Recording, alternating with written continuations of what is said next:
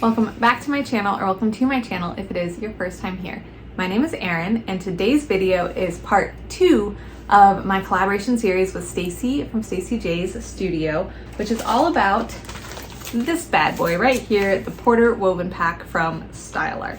An incredibly versatile pattern. We are making one version of it every month for 4 months to show just how versatile it is and give you our thoughts on as many of the options as we can. I am making everything pretty much straight as it comes, have not made any modifications.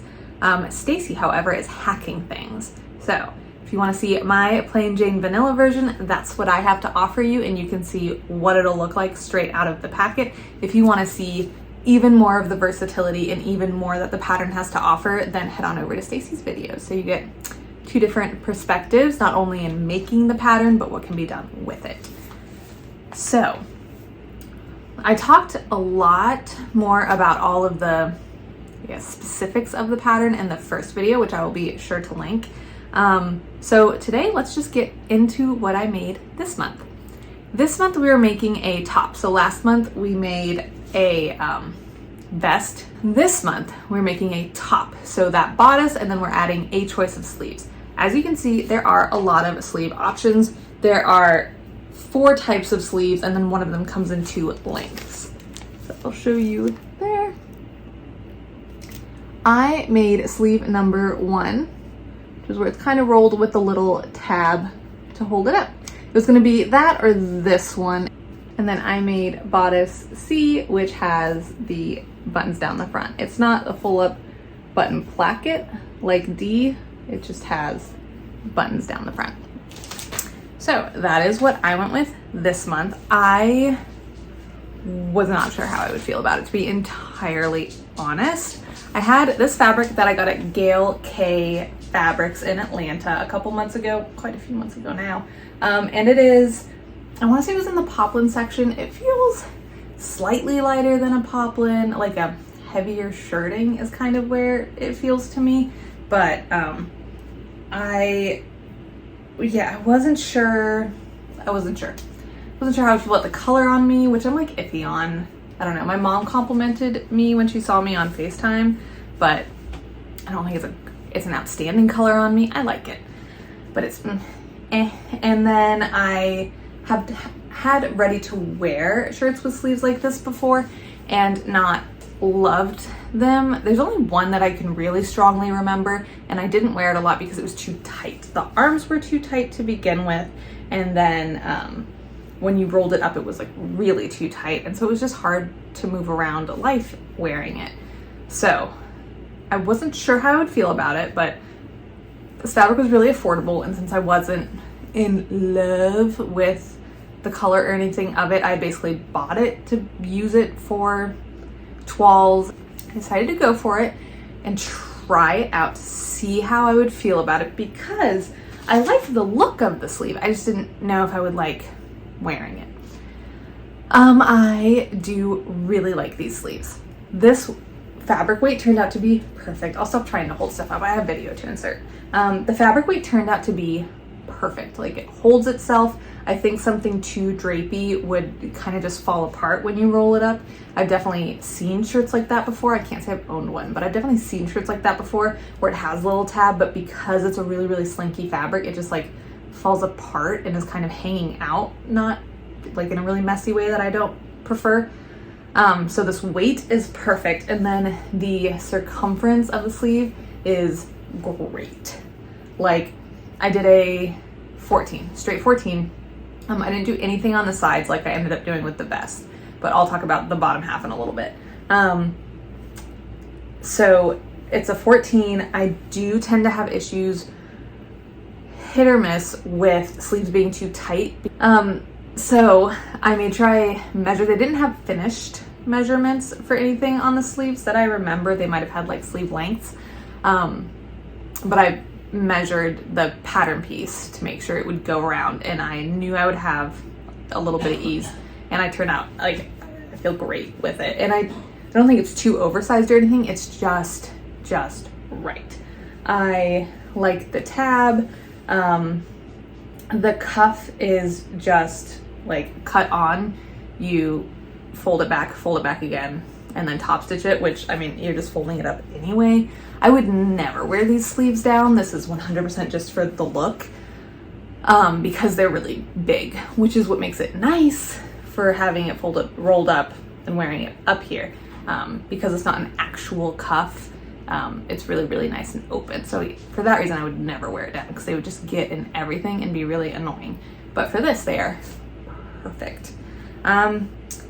Everything else, the construction was great. As with all style arc patterns that I've sewn, which I guess this is my third, so it's the fourth time I've sewn a style arc pattern, everything just fits together so well. The notches match perfectly. The pieces just, like, they're drafted really, really well. No issues, no like finagling stuff. So perfectly fit together. I talked a lot about my thoughts on the instructions in that first video and how it is very much a jumping around type of situation.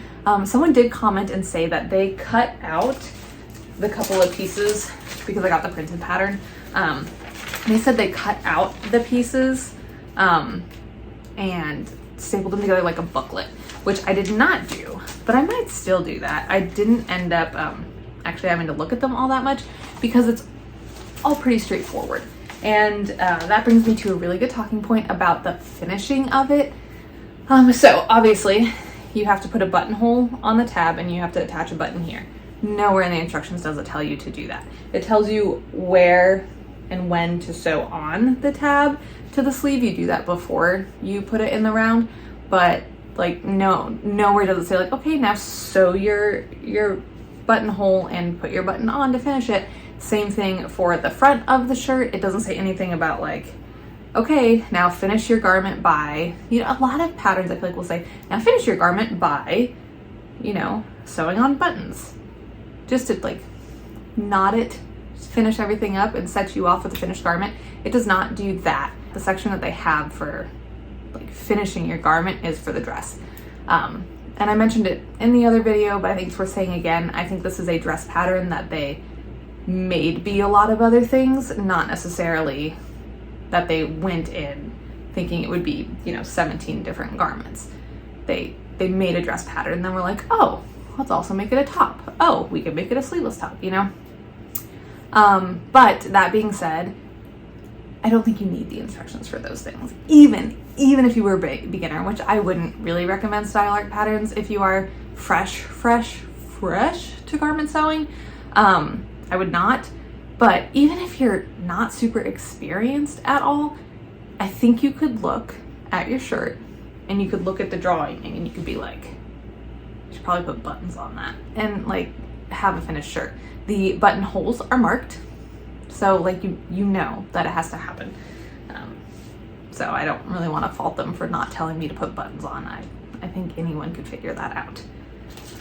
Okay, then the bottom is finished with the facing. It all fits together so well. Like it's just so nice to sew because it fits together so well. I don't think I had to redo anything in terms of like even the sleeves. When I was putting the sleeves in, like, okay, it looks like there's a ton of pulling, but that is 100% just from me wearing it all day. It'll wash right out.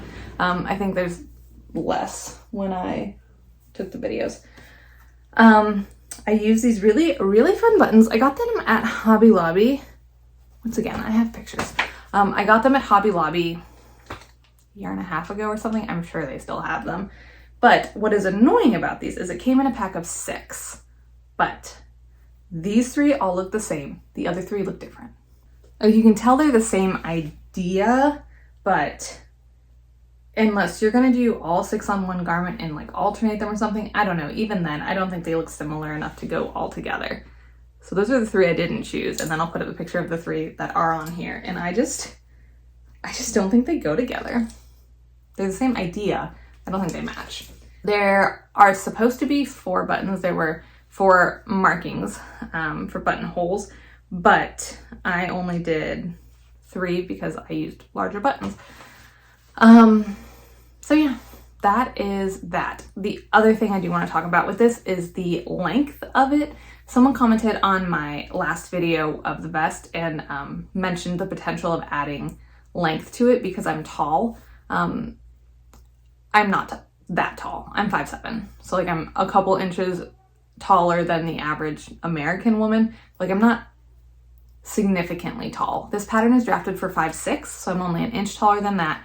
Obviously that's a height and not a proportion thing, but also my proportions are pretty generically even. I don't tend to run into issues of bodices being too long or too short, at least not drastically so. So I say that to tell you this is cropped. Like where it's landing on me is kind of where it's drafted to land. Maybe a smidge, half an inch shorter than what it's technically drafted to land at, but it is cropped. Just wanted to put that out there and make that clear. I thought about having it be a little longer because with the vest, I was definitely going for something that was like cropped and not super tight, but fitted. And with this and having like not super voluminous sleeves, but kind of, 3/4 length-ish sleeves, I wasn't sure if I wanted the shorter length, but I decided to go for it, follow their vision, see what they want out of it. And I am glad I did. I wore it today with some ready-to-wear Old Navy shorts that I've had for a couple of years. And I don't love the fit of the shorts. They're like a size or two too big, and they have an elasticated back and a side. Like the flat part is only in the very front, and then the sides are elasticated, so it makes it feel a little too bunchy around my hips. Anyway, this video is not about those shorts. Just to tell you, I don't love those shorts, but I really liked the color combination.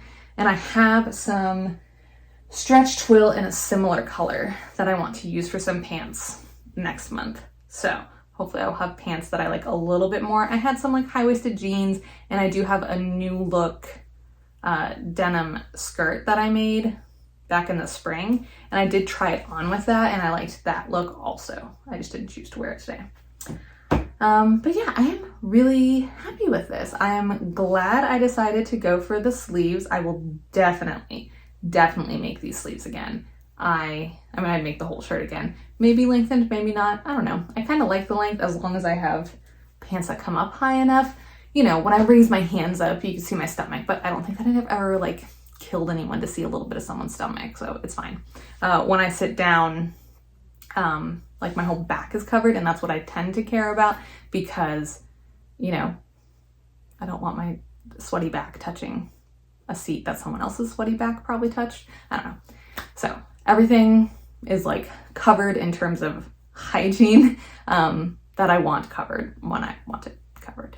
But just know that where it's landing on me is pretty much where it's drafted to land. So if you want to make it and don't like the length, you will need to add length. Or my other thought, let me show you the pattern piece, is that, so this is the bodice front. This is the line you cut for the top. So this is the one I cut at. And then this is where you cut it for the dress. Now, I think you could